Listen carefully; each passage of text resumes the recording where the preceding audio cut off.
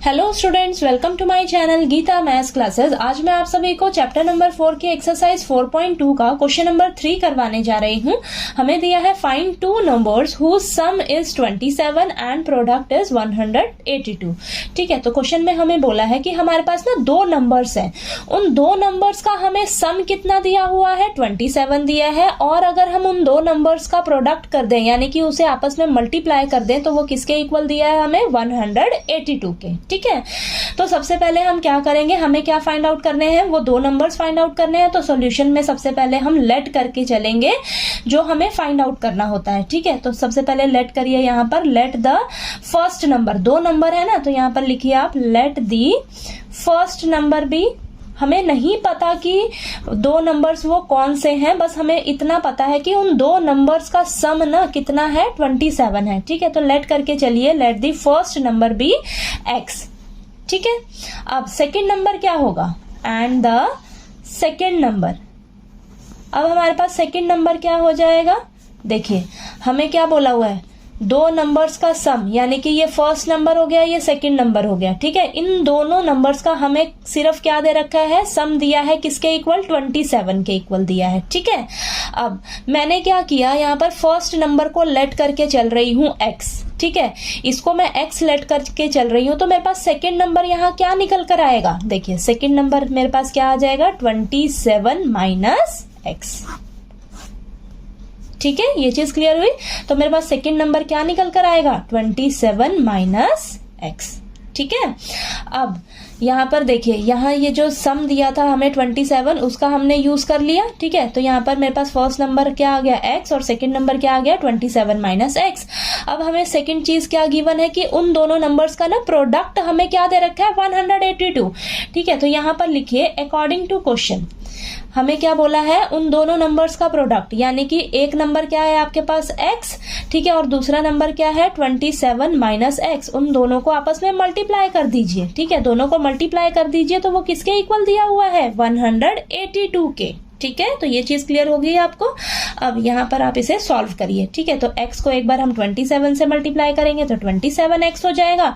Then again x को हम minus x से मल्टीप्लाई करेंगे तो माइनस x स्क्वायर, और यहाँ पर ये इज इक्वल टू 182। ठीक है, ये चीज क्लियर हुई। अब 182 का ना इधर शिफ्ट कर लीजिए, तो ये हो जाएगा 27x minus x square minus 182 is equal to 0। ठीक है, अब इसको थोड़ा अरेंज कर लीजिए आप, सबसे पहले स्क्वायर वाली टर्म, फिर x वाली टर्म, फिर आपका कांस्टेंट नंबर, और स्क्वायर वाली टर्म जो है आपकी वो नेगेटिव में है। ठीक है, तो सबसे पहले तो आप इसको अरेंज करिए। देखिए minus x square plus 27x minus 182 is equal to 0। तो यहाँ पर माइनस में है, इसे हम प्लस बनाएंगे तो क्या करेंगे, सभी से माइनस जो है वो कॉमन ले लेते हैं, तो यहाँ पर x स्क्वायर हो जाएगा। ठीक है, प्लस का x स्क्वायर हो गया ना, माइनस बाहर ले लिया। अब ये प्लस का 27x है तो माइनस का 27x हो जाएगा, माइनस का 182 है तो प्लस का 182 हो जाएगा। ठीक है, तो यह आ जाएगा आपके पास x square minus 27x plus 182 is equal to 0। ठीक है, तो ये आपके पास इक्वेशन निकल कर आ गई। अब इस इक्वेशन को हम फैक्टराइजेशन मेथड से सॉल्व करेंगे। ठीक है, तो अब कैसे करेंगे, फैक्टराइजेशन मेथड में हमें क्या करना होता है, ये जो मिडिल टर्म होती है, जो x वाली टर्म होती है, इसे हम स्प्लिट करते हैं। ठीक है, अब स्प्लिट करते हैं तो क्या करेंगे, अब नेक्स्ट स्टेप में ध्यान से समझिए, ये x square minus bracket x plus 182 is equal to 0। ठीक है, तो मैं आपको सिंपल मेथड से समझा रही हूँ। हमें क्या करना होता है, ये जो x के आगे जो भी नंबर आपको दिख जाए ना, उस नंबर की जगह आपने एक ब्रैकेट लगा देना है, और बाकी सभी को आपने एज इट इज उतार लेना है साइन के साथ। अब इस नंबर की जगह ना आपके पास यहाँ पर दो नंबर आएंगे। अब वो दो नंबर कहाँ से ढूंढोगे आप, और वो दो नंबर ऐसे होने चाहिए जिसे हम प्लस या माइनस करें तो 27 आए, और जिन दोनों नंबर्स को अगर हम मल्टीप्लाई करें ना तो हमारे क्या मिलना चाहिए, देखिए x स्क्वायर का कोफिशिएंट क्या है, 1 है, कांस्टेंट नंबर क्या है, 182 है, तो इन दोनों को मल्टीप्लाई किया तो 182 आया। ठीक है, अब इसके ना फटाफट से फैक्टर्स निकालिए, यानी कि ये जो दो नंबर्स मल्टीप्लाई करके आएगा वो 182 आना चाहिए। ठीक है, अब वो दो नंबर्स कहाँ से मिलेंगे, हमें यहाँ से मिलेंगे। ये जो हमने x स्क्वायर का कोफिशिएंट और कांस्टेंट नंबर को मल्टीप्लाई किया, 182 आया। इसके ही अब आपने क्या करने हैं, फटाफट से फैक्टर्स निकालने हैं। ठीक है, तो देखिए फैक्टर्स क्या आएंगे, 2 से डिवाइड होगा तो यहाँ पर आएगा 91, देन 91 आपका जाएगा 7 पे, 7 से डिवाइड होगा तो यहाँ पर आएगा 13, तो ये आ गया आपके पास 13। तो फैक्टर्स क्या निकल कर आए, 2 × 7 × 13। तो इन्हीं फैक्टर्स में से ही वो दो नंबर्स आपने फाइंड आउट करने हैं। तो 2 × 7 कितना आ रहा है मल्टीप्लाई करके, 14, और ये आपके पास 13 बचा। तो देखिए 14 × 13 अगर मल्टीप्लाई करेंगे तो 182 आएगा मल्टीप्लाई करके, और 14 + 13 करोगे ना तो आपके पास क्या आएगा, 27। तो यानी कि वो दो नंबर्स क्या हैं आपके, 14 और 13।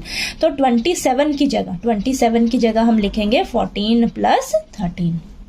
ये चीज क्लियर हुई। बस ये दो नंबर्स फाइंड आउट करने में ही आपको थोड़ा सा डिफिकल्टी आने वाला है, बाकी ये आगे सिंपल ही सॉल्व होगा। ठीक है, बस आपने ध्यान देना है क्या करना है, x² का कोफिशिएंट कांस्टेंट नंबर, उसे मल्टीप्लाई करके जो नंबर आएगा ना, इसी नंबर के आपने फैक्टर्स निकालने हैं, उसी फैक्टर्स में से ही ये दो नंबर्स मिलेंगे आपको। ठीक है, और ये दो नंबर ऐसे होने चाहिए जिसे प्लस माइनस करें तो ये आए आपके पास, और जिसे मल्टीप्लाई करें तो ये आपके पास ये नंबर निकल कर आना चाहिए। ठीक है, अब इसे फटाफट से सॉल्व करिए। देखिए यहाँ पर x² माइनस अगर बाहर रहे तो उसका ध्यान देना है आपने, दोनों नंबर के साथ मल्टीप्लाई होगा तो माइनस का 14, इधर से x भी मल्टीप्लाई होगा दोनों नंबर के साथ, तो माइनस का 14x और ये माइनस का 13x plus 182 is equal to 0। ठीक है, अब आपके पास यहाँ पर 4 टर्म्स हो गई, तो यहाँ क्या करिए आप, ये फर्स्ट 2 टर्म्स लीजिए और ये लास्ट 2 टर्म्स। ठीक है, तो इनमें से देखिए क्या कॉमन आ रहा है, x कॉमन निकल रहा है बाहर, तो यहाँ क्या बचेगा, x - 14। ठीक है, और यहाँ से आपके पास -13 कॉमन आएगा तो अंदर क्या बचेगा, x - 14। ठीक है, तो यहाँ पर जो आपके पास ब्रैकेट में आ रहा है ना, वही सेम इधर भी ब्रैकेट में आना चाहिए। ठीक है, तो यहाँ पर देखिए x - 14 यहाँ पर भी है, यहाँ पर भी है, तो ये x - 14 कॉमन ले लीजिए। ठीक है, तो आपके पास यहाँ क्या बचेगा, x बचेगा, और इधर से क्या बचेगा, माइनस का 13 इज इक्वल टू 0। ठीक है, इसे नेक्स्ट पेज पे अब हम कंटिन्यू करते हैं। अब क्या करेंगे, x - 14 को एक बार आप 0 के इक्वल रख लीजिए, फिर आप x - 13 को 0 के इक्वल रख लीजिए। ठीक है, तो यहाँ से x की वैल्यू आ जाएगी, माइनस का 14 है, इस साइड जाकर प्लस का 14 हो जाएगा, और ये माइनस का 13 है, इस साइड जाकर प्लस का 13 हो जाएगा, तो x की वैल्यू क्या आ गई, प्लस का 13। ठीक है, तो आपके पास x की क्या दो वैल्यूज आई हैं, 14 और 13। ठीक है, तो x की वैल्यू क्या आई है, 14 और 13, यानी कि आपने फर्स्ट नंबर को x माना था। ठीक है, यहाँ पर देखिए फर्स्ट नंबर को x माना था ना, तो यहाँ पर अगर आपका, यहाँ पर लिखिए इफ द फर्स्ट नंबर अगर आपका 14 है तो आपका सेकंड नंबर क्या होगा, सेकंड नंबर क्या था, 27 - x। ठीक है, यही था ना, 27 - x। तो अगर फर्स्ट नंबर 14 है तो आपका सेकंड नंबर क्या हो जाएगा, 27 - 14 यानी कि 13। ठीक है, तो फर्स्ट नंबर 14 अगर है तो सेकंड नंबर 13 हो जाएगा, और अगर if the first number be 13, अगर आप पहला नंबर 13 लेकर चलते हो तो आपका सेकंड नंबर क्या हो जाएगा, 27 - 13 यानी कि 14। ठीक है, तो यही आपका क्या हो जाएगा, आंसर। ठीक है, तो ये चीज आपको क्लियर हुई, दो वैल्यूज आई है ना, तो अगर आपका फर्स्ट नंबर 14 होगा तो सेकंड नंबर 13 हो जाएगा, अगर आपका फर्स्ट नंबर 13 होगा तो सेकंड नंबर आपका 14 हो जाएगा। ठीक है, और इन्हें अगर आप प्लस करके देखोगे ना तो 14 + 13 आपके पास 27 ही आएगा। देखिए, जो कि आना चाहिए, हमें क्वेश्चन में बोला है कि उन दो नंबर्स का सम क्या होना चाहिए, 27। तो 14 + 13 27 होता है, और 14 × 13 कितना होता है, 182, यानी कि उन दो नंबर्स का प्रोडक्ट हमें 182 दिया हुआ है, यानी कि जो हमारे पास वैल्यू निकल कर आ रही है वो एकदम करेक्ट आंसर है।